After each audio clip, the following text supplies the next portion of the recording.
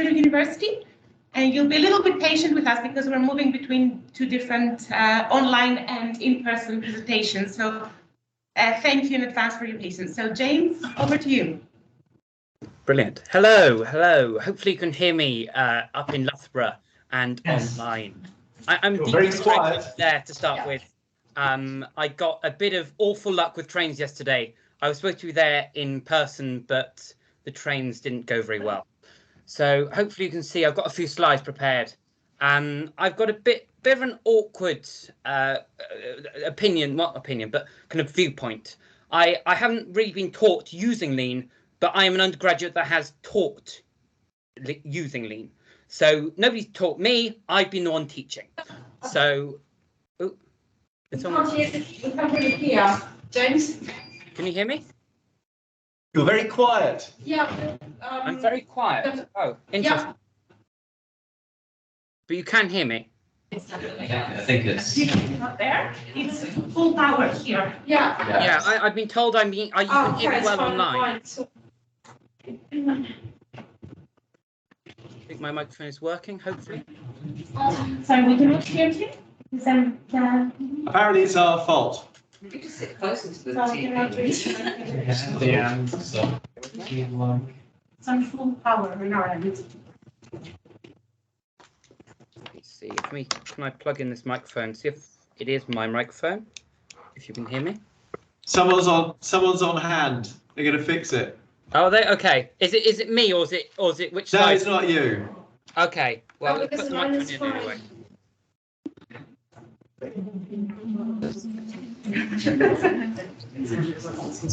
It's not your end. Okay, that's fine. I put my microphone in anyway, so just in case.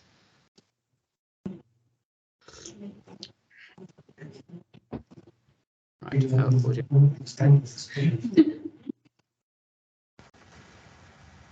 so that's fine.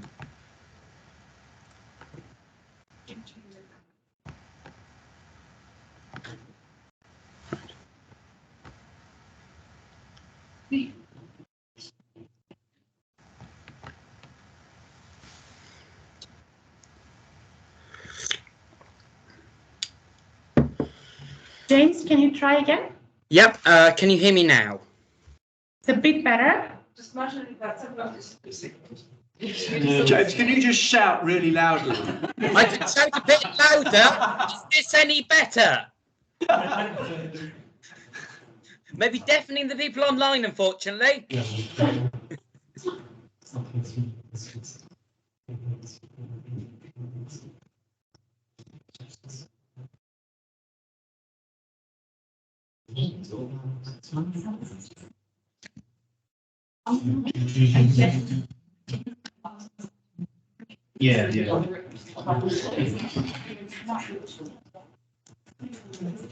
Is this the speaker?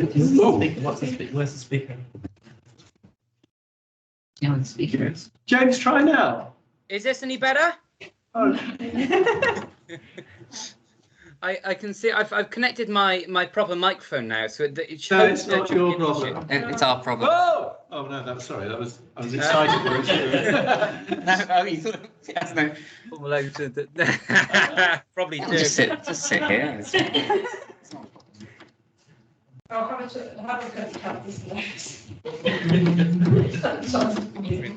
Fine. I'll just turn the sound on when the laptop's on. Yeah. Ah, brilliant idea. This is where I should have had a Mobius strip to hand to cut in half. We've had a brilliant idea. Oh. This is great. Yeah. Just turn that one off. It will be okay if we turn this one off. So, Okay. Can you hear me now? I can't hear anybody.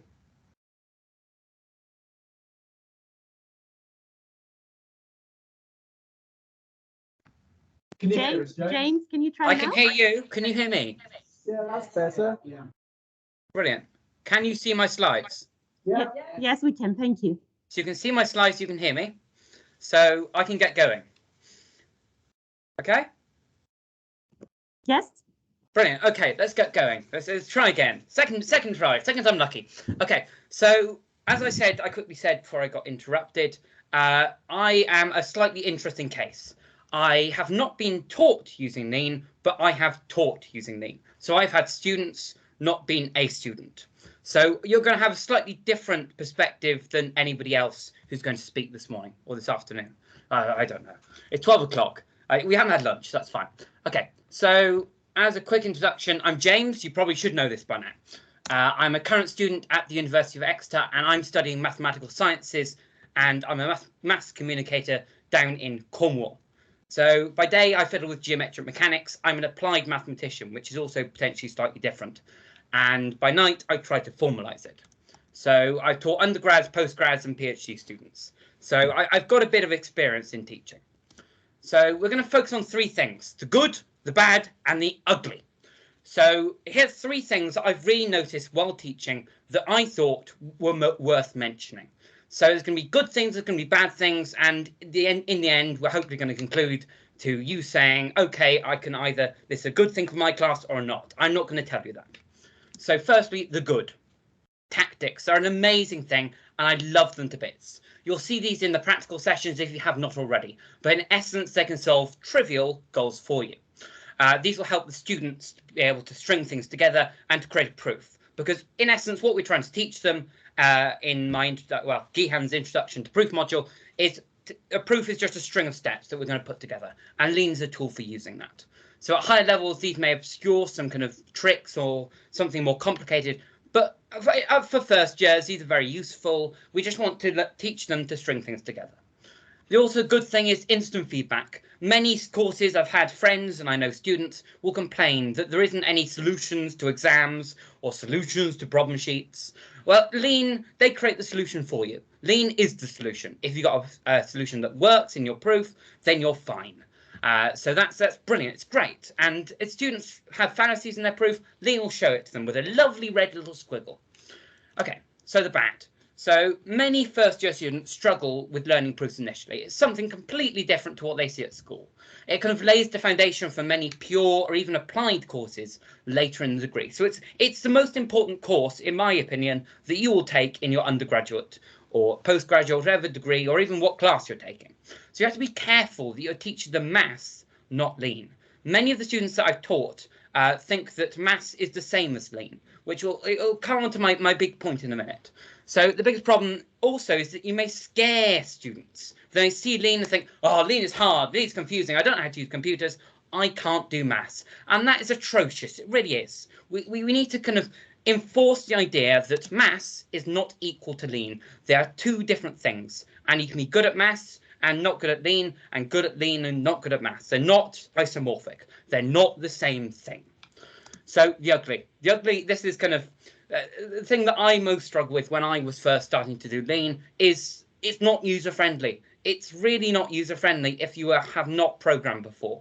So many of my students, they're kind of either they have a degree in mathematics or they don't have a degree in mathematics. And either way, that doesn't really imply that they have any sort of mathematical literacy, especially if you're a pure mathematician. If you're more applied, then maybe you've used Python or MATLAB to kind of run some simulations. But there's not a nice correspondence between mathematicians and people that can use computers. So you've got to be careful. A mathematician doesn't inherently know how to use the command line. So many students will quickly separate the idea of maths and computing into two different things. And we need to make sure that those stay a bit closer together. So there's ways around this, i.e. CoCalc, which you use at Exeter. But if you really want to get your hands dirty and want to do some sort of stuff with MATLib, you really do need a local installation. But we can deal with that. But this is the thing that you have to keep in mind when you're teaching your class. So quick conclusion, when tutoring, these students want to learn Lean. When my tutoring, my students really want to learn Lean. So they're interested and they want to get it to work. And so they're all really love Lean. But when teaching, that is usually not the issue. You'll get some students that love it, some students that don't. You'll get a mixed bag. And at the end of the day, you've got to make sure that you're teaching the maths and the students coming out of your class know how to prove things And if that's through Lean, then brilliant. If that's not through Lean, then fine. So kind of in conclusion, this isn't a fine-con issue. You have to go away and think whether this is good enough for your class, or it's good for your class, or it's not. So it's up to you to decide whether this is good, but here's a couple of issues that I've come across. I think that's it. Very quickly, I don't know if it's 5 minutes, but that's it.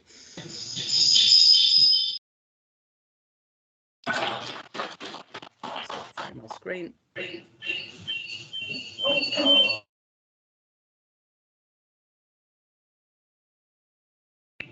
Thank you, James.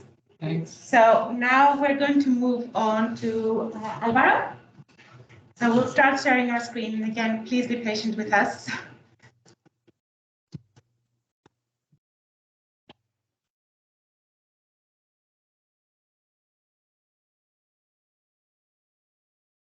Should it work for you? So, should just. Yeah, so they can see you and they can hear you. Okay. Hello, everyone. Thank you very much for assisting. Thank you very much for inviting me. I'm just a student, and I'm going to share my experience with Lean as a student at the University of Exeter. So, first of all, short introduction. I currently study mathematics with economics. I'm on my second year, and I come from Colombia. So it's been a very immersive thing to, first of all, try to understand English and also Lean. So it's it's a good progression, I think. So I'll be quickly. My other slides aren't technical. So Lean has helped me a lot with understanding mostly logic. In my first year, my teacher was Ihan. And well, it was a very interesting concept that he showed during his lecture. So we already had our normal traditional lectures, and he also introduced Lean to us. It facilitated the use of theorems, and it helped me comprehend what they truly represent as a proof. So I began to see proofs in a very different way than the traditional way we were taught, and it made my life as a mathematician, trying to understand proof, it made it much easier because it was a much more interactive way of looking at proofs. So it simply made it simpler for me as a student.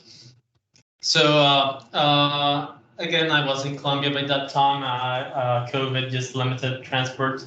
And I had my lectures 6 hours behind, so I was basically doing Link at 2 a.m., 3 a.m. So my first experience was with Crook, as James said. That's the primary way of sharing Link without any installations. And it was very confusing at first because the GUI is not very intuitive at the beginning. Gihan had to explain lots of things and repeat it many times. Nonetheless, I began to be very interested in the concepts overall because I think it's a very powerful thing if you think about it. So our lecturer Gihan gave us lots of resources for us to check outside the actual curriculum. And well, I began to develop my knowledge during my free time. So these are my recommendations to lecturers. This is just recovered from many students that, again, shared with. We also had Gihan as a lecturer. First of all, they recommended. My first recommendation is investing more time into showing how Lean works, what the idea behind Lean is, and many of the basic types that are available in Lean, like natural numbers, real numbers. Well, those different types that you can find inside all the code. Also work throughout all tactics that we generally use. So link them to the actual formal idea of proofs and how they're shown inside Lean. And invite students to also solve their normal traditional exercise sheets in Lean. I just heard, I didn't know, that is a really hard thing to actually match them. So it's interesting to know as well. And also, please give students extra material because at the end, it's not compulsory, but students will always appreciate extra material for their information. They'll learn more and they'll be more interested on what they're learning. So useful resources I had as a student, the Lean Prover GitHub that's something I found. The natural number game very popular now in this meeting. And the X-Link Discord server, which is the extra Discord server. And I found a YouTube channel, also being shared in Discord, which is the Lean Proof Community YouTube channel. And those are great resources I've used to more or less gather my knowledge. So I don't know if they're also good for class. Thank you very much for your attention. And I don't know if you have any questions, or are we? Thank you. We'll have the questions afterwards for everybody. Okay.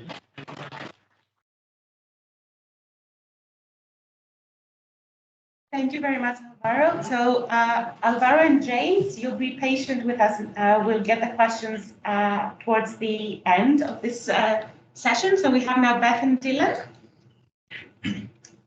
So I'll start sharing your slides and you can take it from here. Oh, you're doing a double act. Yeah. It's about the same things. Yeah, I feel like we've had the same experience. I mean, yeah. Just to let you know that the camera is seeing the person who's up here. We can just stand here and Okay. you see us go. Hi there. So yeah, we just basically called each other a couple of times and talked about what we found most useful for learning Lean, and what sort of we thought maybe held us back. Just start to say that we're yes. both students. I'm a postgrad, I'm a 1-year master's student. Yeah, and I'm a 4th year student at Imperial, so I'm on the integrated masters, and we both learned Lean on Kevin's formalizing maths course. Yes. So yeah, start off with stuff we found helpful, and one of the main ones was the exercise sheets. So we were given exercise sheets in the form of essentially, there would be a long explanation of, for example, groups and some of the group theory API, and there would essentially be a load of theorems, and instead of having proofs, they would just have stories. So you would just have to delete this. Basically, the natural number game. It's basically like the natural number game, but it's exercise sheets. Yeah, all of maths. But in any case, those I think we both agreed were. Sorry, the sharing options does not seem to work. So they've been saying. They're just seeing us. No, Alvaro's presentation. So just bear with us. We're here. Oh, okay, so yeah, that's great. That's done. It just takes its time. I don't know why.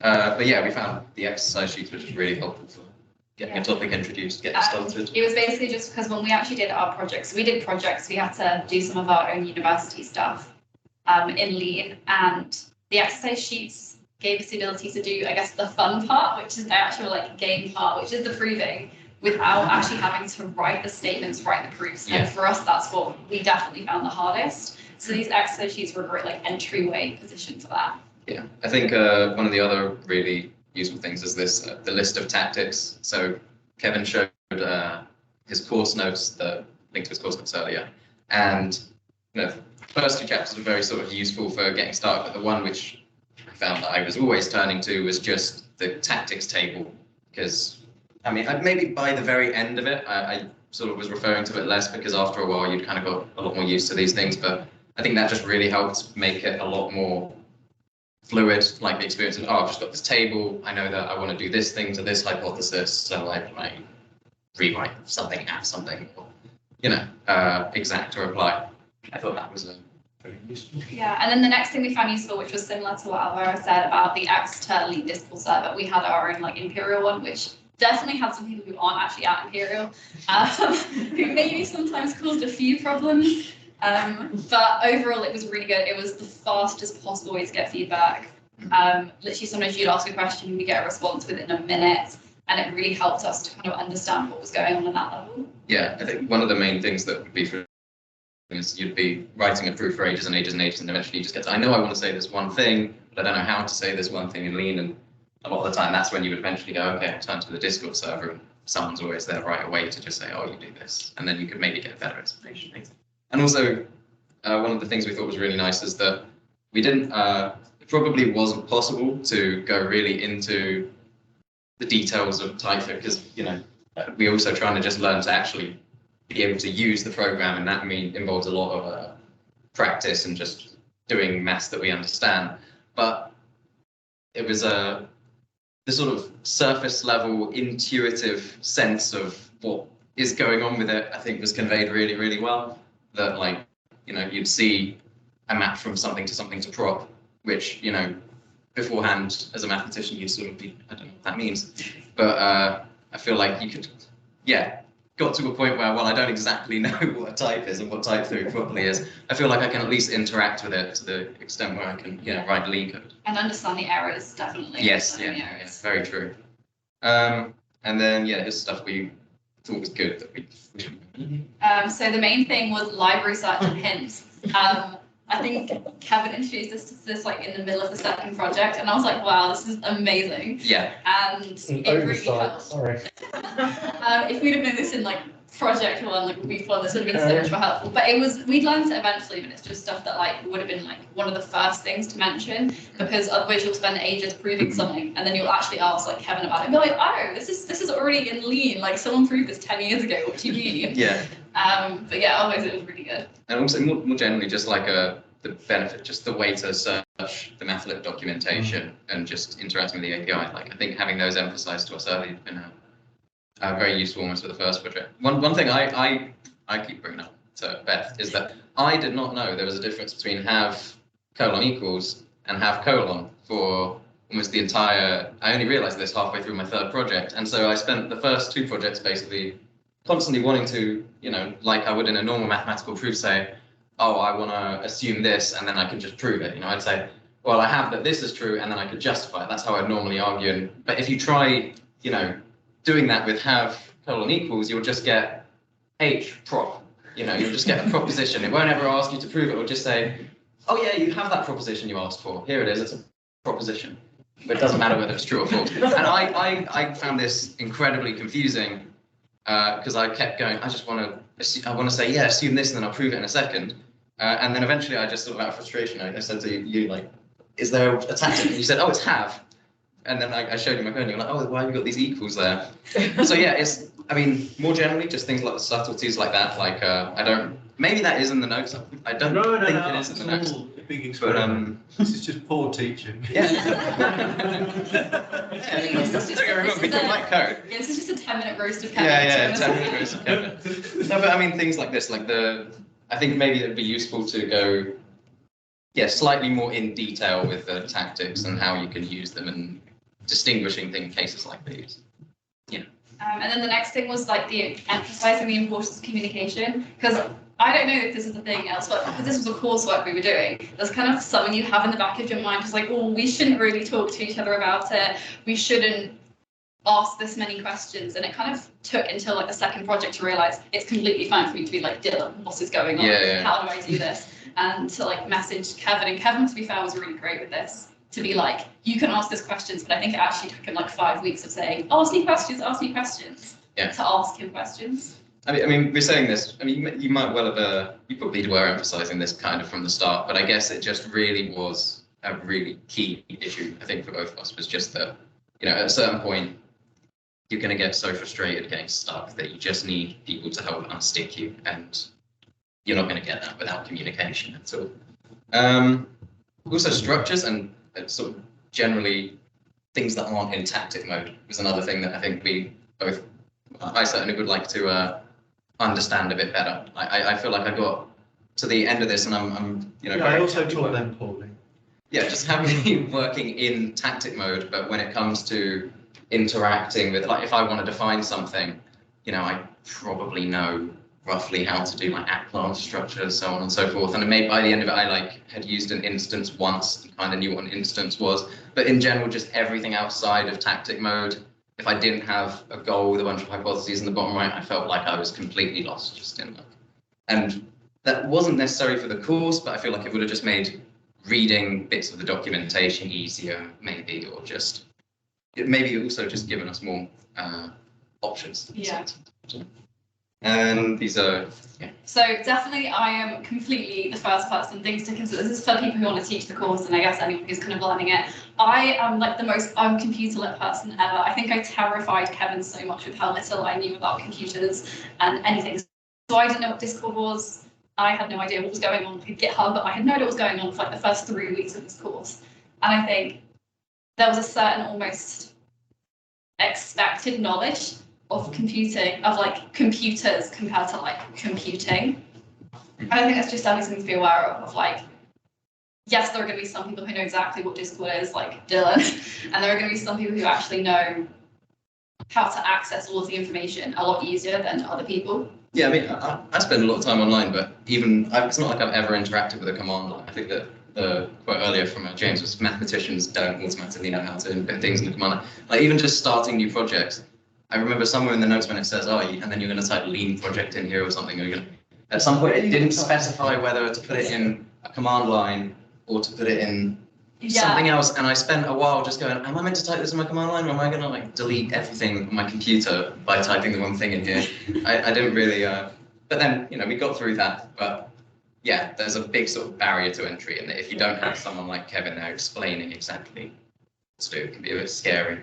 And then, yeah, in general, also certain parts of the like API and the documentation, especially the bits where the code gets a bit shorter, like the meta code, I think we were referring to at the start.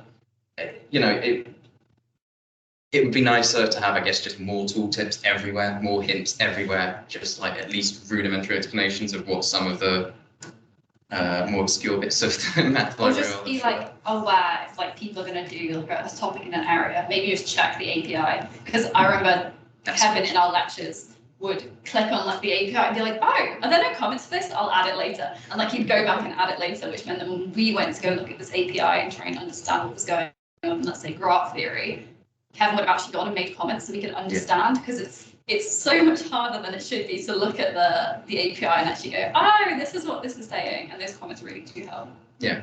Yeah, it's just the theorems about the objects you're doing.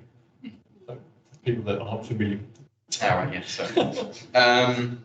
Yeah, we thought an inter-university Discord server would be a really nice idea, just because it'd be cool to see what students at other universities are learning, and I can't see any real downside. The way that the Discord server was primarily used for our course was asking for quick questions, and I feel like the more people who are proficient in Lean you have in one server, the quicker you can get feedback to your questions. Especially because if we're doing it at maybe like a higher level, even if we don't know Lean as well, if we know the maths better to a higher level, because we're both fourth years, let's say we help the X to second years, we can help them not just with the Lean, but with the maths as well, because presumably we will have done those courses before. Yeah. And I think that would have been good to have like something we can learn off of, the PhD students that you're going to get. Yeah, and it can be like a nice little chain of helping. Yeah. Yeah, one of the big things was when still on things like Discord servers and communication, you can often, you'll be stuck on, I want to say this, and then you'll go in the Discord and you go, I want to say this, and somebody will say, oh, just type this, and they'll give you like one line of code that will just do exactly what you wanted. And then you say, oh, that worked, thank you. And you're kind of left there going, well, I don't have this problem anymore, but now I've just got this line of code that I never would have feasibly typed in my life, and I don't really know what half the things in it mean. And normally what would happen is Kevin would come back around afterwards and he'd come back in the meta chat and he would like give a more thorough explanation of exactly what it was they just told you to type into your computer. But I think that it's effectively just a danger that people are very happy to, and like sometimes you wouldn't get responses if you'd, instead of saying, oh, fix this for me, give me a line of code that solves this, you said, could somebody explain the difference between this like apply and exact or something to me, or using something else? You're much less likely to get an answer than if you just tell somebody to solve a problem for you, in a certain sense. If you ask for something if you ask in a chat to have something explained to you in a way that you're going to understand, people sort of don't really know what to say, whereas people, if you say, I can't make this work, people love just going, oh, I'll make it work, and then I'll tell you how. So I basically just want to emphasize that there needs to be a focus on actually not just getting quick solutions, but also. I think at one point I was doing like an analysis thing, and at one point I reached the point that my statement just didn't make sense, because Lean thought that like 1 divided by 0 or something was 0, and there was like obviously an error in my analysis, and I put it into the Discord server, and so I went, oh no, that's completely fine, there's no syntax error there. And I think Kevin had to come along like 3 hours later and be like, no, this is definitely a problem. This doesn't make sense. You can't have 1 divided by 0 is 0. And I think it was just kind of like making sure that like Kevin did, making sure going through what everyone said and to make sure we haven't just taken the advice of someone random. So bigger server, but also more explanations. Just asking for everything. And yeah, that's really all we had to say.